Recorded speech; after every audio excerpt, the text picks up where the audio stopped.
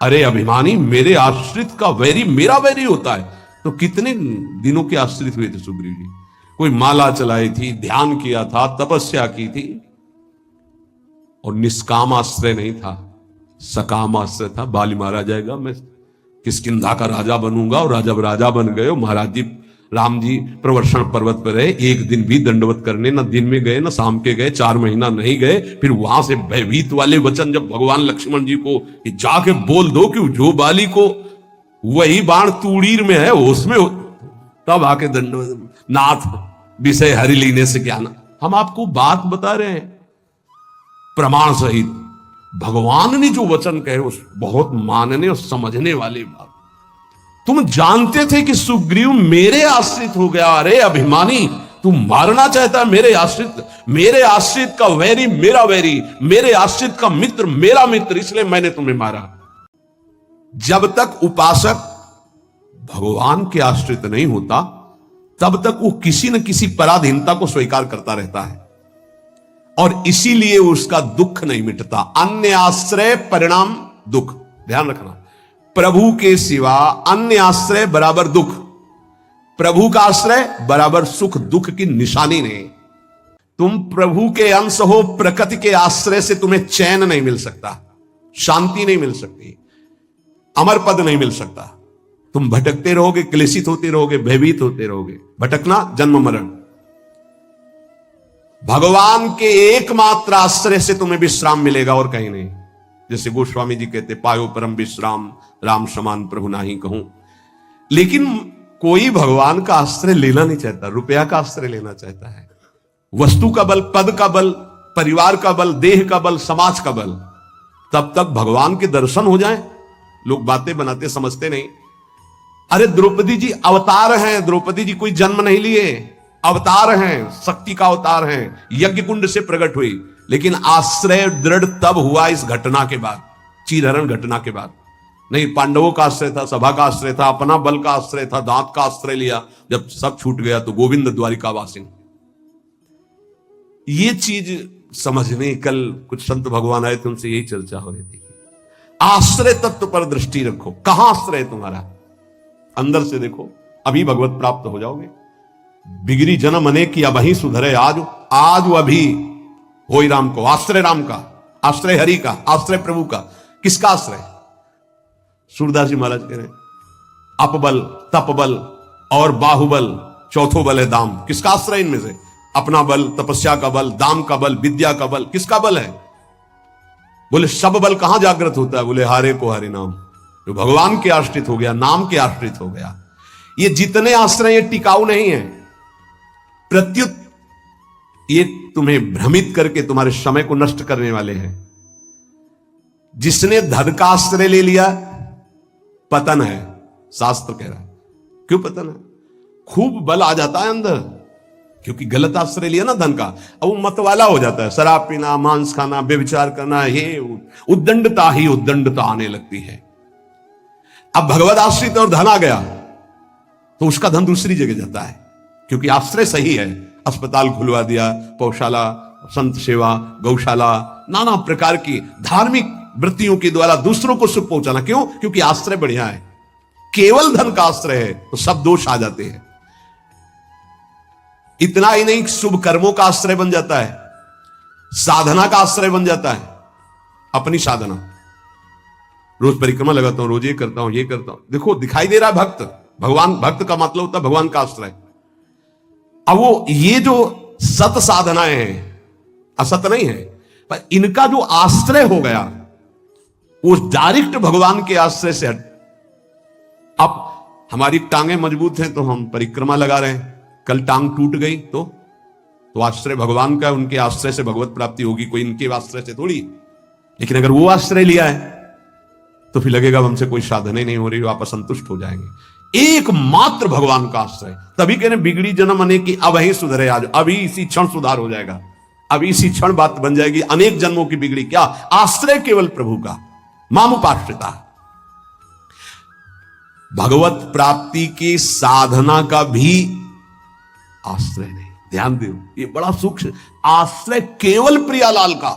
साधना बन रही बढ़िया, कल साधना ना बने, ऐसे रोग हो जाए, ऐसी शरीर की स्थिति हो जाए, ऐसी मना स्थिति हो जाए तो हमें भगवत प्राप्ति नहीं होगी क्या? होगी। बोले क्यों होगी? तुमसे कोई साधन तो बनता नहीं। बोले हमने साधन का आश्रय नहीं लिया, हमने तो प्रियाजू का आश्रय लिया। सर्वेषु साधन वरेषु चिरम निराशा। बात समझना, ये आंतरिक है, आध्यात्मिक। भरोसा केवल प्रभु का, आश्रय केवल प्रभु का, इसी से भगवत प्राप्ति होती है। पूर्व में जब प्रथम बोलना शुरू हुआ था मुरारी से, उनसे यही आश्रय तत्व पर केवल चर्चा होती थी। आश्रय को समझिए। अगर आश्रय साधन का, तो भोग साधन का होता है, साधन सुख का भोग होता है। इसीलिए यह गुण साधनते नहीं, बड़ा सूक्ष्म। अब जैसे अल्पज्ञ साधक है तो सोचता है कि फिर तो साधना ही नहीं करनी चाहिए। तो अभी तक आप कर रहे थे क्या? आपसे करवा रहे थे जिनके आश्रित हो। ऐसे भाव में आओ। साधन हो रहा है, प्रभु को समर्पित हो रहा है। नहीं हो रहा है तो हम तो प्रभु को समर्पित ही हैं, हमारी भगवत प्राप्ति तो पक्की है। भाई ये समझ आनी बहुत कठिन हो जाती है। हम परिक्रमा लगाया है तो कह सकते हैं कि हम भगवत प्राप्ति कर सकते हैं, क्योंकि साधन का भरोसा है। अगर नहीं लगा पाए तो भी हमारे भरोसा में कमी हो जाएगी। आप आखिरी बात समझ लीजिए, यदि आपने अंदर से आश्रय हमारे प्रियालाल का ले लिया, कुछ नहीं बन रहा, तो भगवत प्राप्ति हो जाएगी। हमारी बात समझ लेना। ये हम बहुत समझी सोची हुई बात कर रहे हैं। आश्रय आपका कहां है? एक क्षण के आश्रय को प्रभु बहुत बड़ा मान लेते, ध्यान रखना। जब बाली जी का भगवान ने प्रहार करके वध किया तो आखिरी श्वासें बाली जी की भगवदाकार थी, पर भगवान से बड़ा छुपा के वचन बोले। हृदय प्रीति मुख वचन कठोरा। और भगवान की तरफ देखकर कहा, मैं बैरी सुग्रीव प्यारा, कारण कवन नाथ मुहि मारा। हम दोनों भाई हैं, हमें अपने भाई की हर चेष्टा को पता है। जैसा मैं वैसा मेरा भाई। बहुत बड़ा भजनानंदी नहीं, हम जानते हैं, बचपन से साथी है। और मैंने कभी आपका विरोध नहीं किया। आपने मारा क्यों मुझे? जो सूक्ष्म बात भगवान, तुम्हें जानते थे कि सुग्रीव मेरे आश्रित हो गया है? अरे अभिमानी, मेरे आश्रित का वैरी मेरा वैरी होता है। तो कितने दिनों के आश्रित हुए थे सुग्रीव जी? कोई माला चलाई थी, ध्यान किया था, तपस्या की थी, और निष्काम आश्रय नहीं था, सकाम आश्रय था। बाली मारा जाएगा, मैं किष्किंधा का राजा बनूंगा। और जब राजा बन गए, महाराज जी राम जी प्रवर्षण पर्वत पर रहे, एक दिन भी दंडवत करने न दिन में गए न शाम के गए, 4 महीना नहीं गए। फिर वहां से भयभीत वाले वचन जब भगवान लक्ष्मण जी को जाके बोल दो कि जो बाली को वही बाण तूड़ीर में है उसमें, तब आके दंडवत, नाथ विषय हरि लीने से ज्ञान।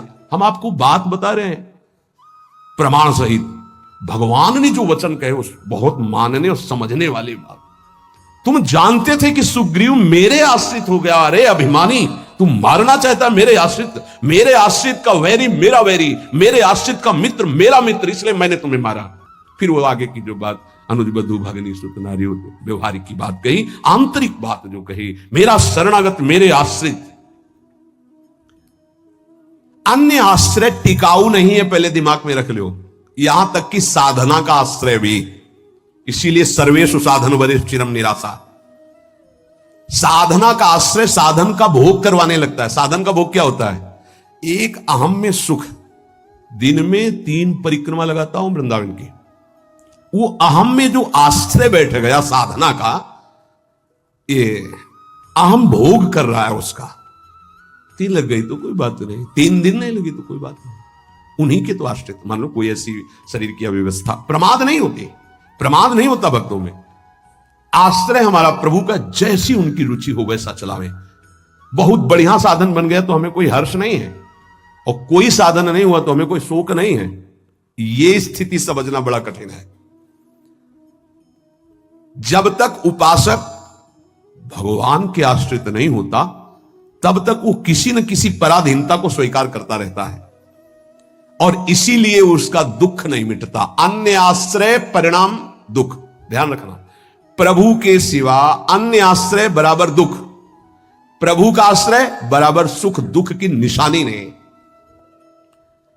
संसार में प्रगट आश्रय भोगों का, शरीरों का, पदों का, धन का बड़ा आकर्षण है। स्त्री का आश्रय, पुत्र का आश्रय, मकान का आश्रय, बड़े बड़े आश्रय हैं अंदर। जब तक ये आकर्षण रहेगा तब तक भगवान में आकर्षण नहीं होता। वो अंदर सब आकर्षण में वही कृष्ण का है। भगवान का आश्रय होते ही त्रिभुवन की प्रिय से प्रिय वस्तु से राग खत्म हो जाएगा। ये पहचान है, कोई प्रिय नहीं लगेगा। वही प्रिय लग रहे हैं, उनके सिवा वास्तविक आज भी किसी को कोई प्रिय नहीं लगता। अगर वो अंतर ध्यान हो जाए तो उस शरीर को फूंक दिया जाता है, जला दिया जाता है, गाड़ दिया जाता है। क्या ये प्रियता रही? प्रियता तो प्रभु से ही थी।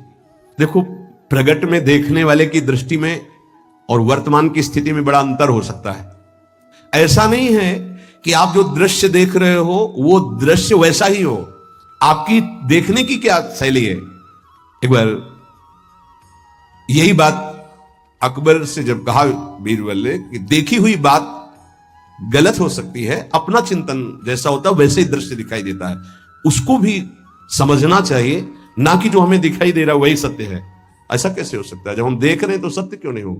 तो उनका कभी ऐसा आपके सामने प्रश्न आवे तो बताना, फिर हम आपको उत्तर देंगे। एक दिन जो बादशाह की सैया लगाता था, उसके मन में आया कि जीवन व्यतीत होता जा रहा है फूलों की सैया लगाते हुए बादशाह के लिए, तो क्या आ रहा है, 5 मिनट लेट के देखते हैं, बादशाह थोड़ी आ जाएगा इस समय। लेटा तो सोचा इनका जो चादर है इतना सुगंधित और मुलायम, जरा डाल के डाला और आंख मूंद के 5 मिनट आनंद लेते, सो गया। अब भैया कहां चारपाई में सोने वाला, कहां बादशाह की सैया में। और दरबार में उनको विलंब था, तो जो उनकी पत्नी थी वो आ गई। आज महाराज बिना कुछ खाए पिए बात किए, हमें लगता कोई सीरियस मैटर रहा होगा, थकित होकर के सो गए। पार्श्व में वो सो गए। बादशाह आया तो देखा मेरी सैया में कोई पुरुष और हमारी पत्नी। तलवार खींची तो कहा, उसने कहा था बीरबल ने कि दृश्य झूठा हो सकता है। उसको बुला के कहते एक दृश्य कहां से झूठा हो सकता है, मैं सत्य देख रहा हूं। बुलाया और कहा कि तुम कहते थे दृश्य झूठा हो सकता है, देखने वाले की क्षमता के अनुसार दृश्य दिखाई दे। मैं देख रहा हूं मेरी पत्नी किसी गैर पुरुष के साथ पड़ी हुई, ये झूठा है? बोले महाराज झूठा भी हो सकता है। झूठा ही है, मैं ऐसा नहीं कहता, लेकिन झूठा भी हो सकता है। अब कौन पुरुष है हमें तो पता नहीं, लेकिन आप 2 मिनट खंभे की आड़ में रुकिए। रानी को जी बोले आप किसके साथ सो रहे? बोले महाराज के साथ। बात नहीं की? बोले नहीं, थके थे, सो रहे थे इसलिए जगह नहीं, पार्श्व में सो गए। ठीक है आप जाइए, हम महाराज को जगा के ला रहे हैं क्योंकि भोजन नहीं पाया, इनको पवाना है। हाँ ठीक है।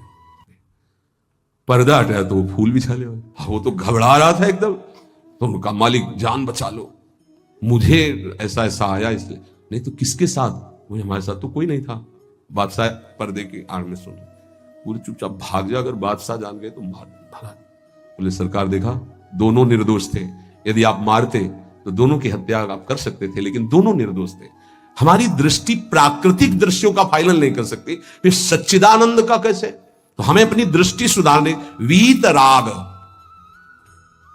जिनका राग बीत गया है, अर्थात परम वैराग्यवान, भगवत लीला का रसास्वादन, इसलिए परम वैराग्यवान परमहंस शिरोमणि सुखदेव जी को श्रीमद् भागवत कथन का अधिकारी श्री भगवान व्यासदेव जी ने जान करके भागवत दी। जब कोई प्रभु से विमुख हो जाता है तो नाशवान पदार्थों में और शरीर में, ये नाशवान है, इसमें राग हो जाता है। अब ये राग उससे पापाचरण कराता रहता है, वो भगवान की लीलाओं को नहीं देख सकता। हमारा सच्चिदानंद प्रभु की प्राप्ति का पहले भूमिका समझ ले। जब कोई तीनों रागों से, 3 प्रकृति के गुण, 3 शरीरों की रचना, तीनों लोकों का वैभव, तीनों रागों से जो मुक्त हो जाता है वो भगवत प्राप्त होता है। भगवत प्राप्ति में भी बड़ा भेद है कई तरह का। भगवत प्राप्ति में भी जो रस सिद्ध महापुरुष है वो गोपी भाव को, जो उनसे भी सहचरी भाव को, आपकी दशा कहां है? देह भाव में हो। अब देह भाव से देखोगे तो क्या दिखाई देगा? जैसा चश्मा वैसे दिखाई देगा। इसलिए लीला का वास्तविक रहस्य कौन जानता है? बोले वीतराग। कौन वीतराग? बोले जो परमात्मा से विमुख है उसका नाशवान प्रकृति के द्वारा रचे हुए वस्तु, व्यक्ति, स्थान, शरीरों में राग हो जाता है। वो राग जिसका नष्ट हो चुका है उसे कहते हैं वीतराग, परमहंस। ये राग कामना पैदा करता रहता है, रजोगुण से राग उत्पन्न होता है और राग से अप्राप्त की प्राप्ति की चाह का नाम कामना है। मैं ये भोग लूं, जो सुना, जो पढ़ा, जो देखा वो भोग लूं। प्रकृति का कामना कहते हैं। कामना जहां उत्पन्न होती है तो प्रिय पदार्थों का भोग भोगने से लोभ होता है, प्रिय पदार्थों के भोगने में बाधा पड़ने पर क्रोध होता है। भगवान कह रहे हैं कि वीत राग भय क्रोधो मन मया मामुपाश्रिता, जिसका राग नष्ट हो चुका है और जिसका क्रोध नष्ट हो चुका है, क्रोधी नहीं और भय नहीं है। भय, जब तक आप पापाचरण करेंगे तो बिना किसी भय के भी आपको भय लगता रहेगा। ध्यान रखना, हृदयों में देख लेना। अगर भय लग रहा है आपको, अव्यक्त भय, कहीं ऐसा ना हो जाए, कहीं ऐसा, आपका मन मलिन है और आपने पापाचरण किए हैं, वो आपको भयभीत करते रहेंगे। जो भगवत शरणागत निर्मल हृदय वाला होता है उसके अंदर निर्भयता आती है, निर्भय, निश्चिंत, निशोक। भगवान कह रहे हैं जो राग रहित है और भय रहित है। भय एक ही जगह आता है। अज्ञान जनित नाशवान शरीरों में राग, भोगों में राग, जिससे पापाचरण, तो ये शरीर न नष्ट हो जाए, इस बात का भय बना रहता है। कहीं भोग सामग्री न छूट जाए, इस बात का भय बना रहता है। और एक मन में अव्यक्त भय बना रहता है, वो पापाचरण का फल, वो एक कल्पनात्मक भय बना रहता है, भयावह, जिसे आजकल भाषा में डिप्रेशन कहते हैं। वो बेमतलब की बातें सोच सोच कर डरता रहेगा। लेकिन भजन, भगवद आश्रय, ये निर्भय करता है, भय नहीं रहता। जब हमारी कामनाओं की आपूर्ति होती है तो क्रोध आता है, लेकिन भक्त की अगर कहीं वो कामना वाला भी अभी है, आपूर्ति होती तो कृपा मनाता, बड़ी कृपा हुई, भले नहीं दिया, नहीं मेरा मन फंसा देता। पूर्ति हो गई तो बहुत दुलार है, बड़ी प्रभु की दुलार वृत्ति है। वो प्रभु की तरफ ही देखता है, पूर्ति में भी अपूर्ति में। इसलिए ना वो तो लोभ से बंध पाता है ना क्रोध से। वो तो महान पुरुष होते हैं जिनमें कोई कामना नहीं होती, लेकिन प्रायः कामना से ही भक्ति प्रारंभ होती है। जो हमारा अनिष्ट होने की आशंका बनी रहती है, ये अविद्या, अज्ञान, नाशवान पदार्थ, नाशवान शरीर की प्रियता के कारण। तो भय, क्रोध, लोभ, ममता, ये सबका मूल जो है कामना है, काम है। इसी से दोषों की उत्पत्ति होती है। जब तक ये काम है तब तक भगवान की लीलाओं को तुम कैसे जान सकते हो? कैसे जान सकते हो? जब तक तुम्हारे शरीर से काम क्रीड़ा होती है, तुम्हारे अंदर मन में कामनाएं प्रकट होती हैं, तब तक तुम भगवान के चरित्रों का रहस्य नहीं जान सकते। क्योंकि भगवान कह रहे मेरे जो चरित्रों को, मेरे कर्म को, जन्म को दिव्य जान जाता है, उसका पुनर्जन्म नहीं होता, तो कौन जान जाता है? तो बोले वीत राग भय क्रोधा, जिनका राग नष्ट हो चुका है, जो निर्भय हो चुके हैं, जिनके हृदय में क्रोध नहीं है। और भगवान कह रहे मनमया मामुपाश्रिता, मनमया, जो मुझ में तल्लीन है, रात दिन नाम जप कर रहे, भगवत ध्यान में, मामुपाश्रिता, मेरे ही आश्रित है, मेरा ही चिंतन, मेरा ही आश्रय, अंदर से किसी से कोई राग नहीं है, किसी भी भोग की, भोगने की इच्छा नहीं है। उस इच्छा की जब वृत्ति नहीं तो क्रोध और लोभ की संभावना ही नहीं, और जब इच्छा ही नहीं तो पापाचरण नहीं, तो भय नहीं हो। भय केवल पापाचरण से होता है। निर्विकार हृदय कूटस्थ स्वामी थे, हिमालय में भ्रमण कर रहे थे, एक शेर की गर्जना हुई, घुर्राता हुआ सामने आया तो छड़ी लिए हुए थे, पूज्य पादुड़िया बाबा का, ऐसे छड़ी लगा खड़े हो गए। बोले यार सुन, तेरा आहार अगर ये निश्चित हो चुका है तो तू गुर्रा मत, इसे खा ले, अगर आहार नहीं निश्चित हुआ है तो तू जा। वो चला गया। कितने निर्भय कि सिंह के सामने भी एकदम ऐसे, क्यों? क्योंकि वीतराग है, शरीर से राग नष्ट हो चुका है। श्री भगवान कह रहे कि मामुपाश्रिता, देखो बहुत सुंदर बात कह रहे, ध्यान देना। अपने लोगों का स्वभाव है बिना आश्रय के जी नहीं सकते, किसी न किसी का आश्रय, शरीर का आश्रय, रुपए का आश्रय, विपरीत शरीर का आश्रय, पद का आश्रय, विविध भोगों का आश्रय, नशा आदि का आश्रय, बिना आश्रय के जी नहीं सकता। आप ये समझ लो, ऐसी मान्यता हो चुकी है। और आश्रय अगर ये सब छोड़ दे तो अमर हो जाए, उसको लगता है मैं मर जाऊंगा बिना इसके, वो अमर हो जाए। यही माया का भ्रम है। किसी न किसी का आश्रय लिए रहता है, कभी भी वो आश्रय टिकाऊ नहीं है। ध्यान देकर देखिए क्या टिकाऊ है? मनुष्य शरीर टिकाऊ है? नहीं। Bank balance? नहीं। कोई पदार्थ, पदवी? नहीं। बहुत ध्यान देने योग्य बात है। परमात्मा के अंश तुम्हारे अंदर जो एक आश्रय लेने की वृत्ति प्रकट हुई है प्रकृति से, यही बंधन है। और इस बंधन को तुम तभी छुड़ा सकते हो जब प्रकृति को जिसने रचा उसका आश्रय ले लो, परमात्मा का, प्रभु का। भगवान का अंश जब तक प्रकृति के कुछ भी आश्रय रखेगा तब तक वो भय, क्रोध, लोभ, राग इनसे पिटता रहेगा। चिंता, शोक, नाना प्रकार की वीत राग। बहुत सुंदर बात है लीला का निर्विकार स्वरूप अनुभव। देखो, अगर गोपी प्रेम में तनिक भी कोई ऐसी बात होती तो परमहंस श्री सुखदेव जी जो लौट कर अपने पिता का मुख नहीं देखा, जब पुकार रहे थे माता को तो देखा ही नहीं, वो भला ऐसे विलास को कभी गा सकते थे? विचार कर। बृहस्पति शिष्य उद्धव वंदे नंद ब्रजस्त्री राम पादरेणु भीक्षण सा अंतिम समय स्तव का गायन करते हैं। भीष्म जी उस समय गोपी जनों का चिंतन करते हैं भगवान की उस लीला विलास का। क्या है ये गोपी प्रेम? कोई ऐसी रहस्यमयी प्रेम वृत्ति है जो बड़े बड़ों को समझ में आने वाली नहीं है। इसलिए गायन करें। गायन से आप रास पंचाध्यायी के फलस्तुति को पढ़िए, उसमें लिखा है, ये श्लोक पुरा में याद नहीं, विक्रीडितम ब्रजबधु भीरदम च विष्णु, इस श्लोक में है कि जो श्री कृष्ण की इस रासलीला का जो गोपी जनों के साथ भगवान अद्भुत सुख वर्षा कर रहे हैं, इसका जो गायन करेगा, पाठ करेगा, वो हृदय रोग से रहित हो जाएगा। ये हृदय रोग को निर्मूल करने वाली लीला, अर्थात काम का सर्वनाश करके प्रेम प्रकाशित करने वाली। श्रीमद चतुरासी जी की फलस्तुति में लिखा है, भवजल निधि को नाव और काम पावक को पानी। काम रूपी अग्नि को शांत करने के लिए लीला जल है। चतुरासी जी का गायन निष्काम करके प्रेम प्रकट करता है। यहां प्रार्थना है, अर्थ की तरफ दृष्टि मत ले जाना। अगर अर्थ कभी आप पढ़ भी ले तो उसको चिंतन में मत आओ, उसको छोड़ दो। जब तक आपकी भाव दशा ठीक नहीं है, अभी आपके अंदर काम आता है, आपके अंदर नाना प्रकार की वासनाएं हैं, आप नहीं समझ पाएंगे। आप उसे प्राकृतिक भाव से अगर देखेंगे तो बात ठीक नहीं, क्योंकि प्रिया प्रीतम सच्चिदानंद में आपकी बुद्धि प्राकृतिक भाव सच्चिदानंद पर आरोपित करना, फिर वो बिगड़ जाएगा। इसलिए यहां प्रार्थना करते हैं, नवनिवृत्त निकुंज के पदों का गायन, चिंतन भागवत गीता जी के सिद्धांतों का, देह राग को शिथिल करके फिर चिंतन जो प्रकट होता है वो आंसुओं से भींगे हुए कपोल वाला होता है। गदगद सुर नयना सजल दंपति रस रहे भीन। इसलिए उपासक को चाहिए कि जब तक देह भाव शिथिल ना हो जाए तब तक ऐसे ऐसे श्लोक रस भरे हैं जिनको आप बिल्कुल नहीं समझ सकते।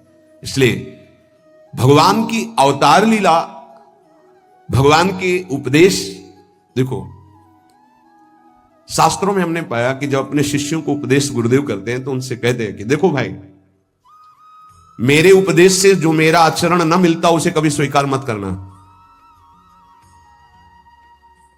मेरे उपदेश से जो मेरा आचरण या शास्त्र की आज्ञा से जो मेरा आचरण न मिलता हो उसे कभी अनुकरण मत करना। क्यों? क्योंकि तुम्हारी स्थिति नहीं है, तुम अनुकरण करोगे परास्त हो जाओगे।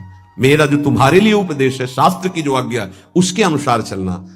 आप सोचो, जगत गुरु भगवान श्री कृष्ण की लीला का कोई अनुकरण कर सके? जैसे रास लीला का नहीं, भगवान इतनी गोपियों के साथ नृत्य कर रहे, भगवान के इस दिव्य प्रेम विलास को तुम रास किसको संबोधन कर रहे? बोले रास रचा के आ रहा है। घोर अपराध भरे शब्द बोल रहे हो। भगवान रास जो कर रहे हैं वो आत्म स्वरूप का विलास है, वो किसी व्यक्ति या स्त्री पुरुष का नहीं है। भगवान ने जो कुछ लीलाएं ऐसी की जिनका अनुकरण स्वाभाविक करके हम प्रेम मगन हो सकते हैं। कुछ लीलाएं हैं जिनका गायन करके प्रेम में मगन हो सकते हैं। कुछ लीलाएं हैं कि पढ़ सुन करके हम गर्वित हो सकते हैं, मेरे प्रभु ऐसे। तो रास लीला के पहले भगवान की जैसे लीला एक आती है गोवर्धन लीला, फिर रास लीला। चलो रास लीला तुम करने के अनुकरण करने की बात करते, चलो गोवर्धन लीला करो। नहीं, भगवान जो लीला करते हैं उनका अनुकरण करो, गोवर्धन लीला करो। अब भी 21 किलोमीटर के महाराज हैं गिरिराज जी। श्री कृष्ण चंद्रजू जो लीला कर रहे हैं वो गायन करनी है, अनुकरण करने की सामर्थ्य किसमें है? किसमें है? भगवान शंकर ने हलाहल जहर निकला समुद्र मंथन से, यहां रोक लिया, तुम एक कुल्ला पानी रोक के दिखाओ, पानी और हलाहल जहर रोक लिया। तो सामर्थ्यवान महापुरुषों का आचरण वही अनुकरणीय है जो शास्त्र सम्मत है, जिनका वो आदेश कर रहे हैं कि आप ऐसा कीजिए। हर बात अनुकरणीय नहीं है, क्योंकि वो किस दशा में, किस स्थिति में है। इसीलिए यहां भगवान कह रहे मेरे जन्म कर्म की दिव्यता को कौन जानेगा, और जो जानेगा उसका पुनर्जन्म नहीं होगा। तो बोले वीत राग, जिसका राग नष्ट हो चुका है,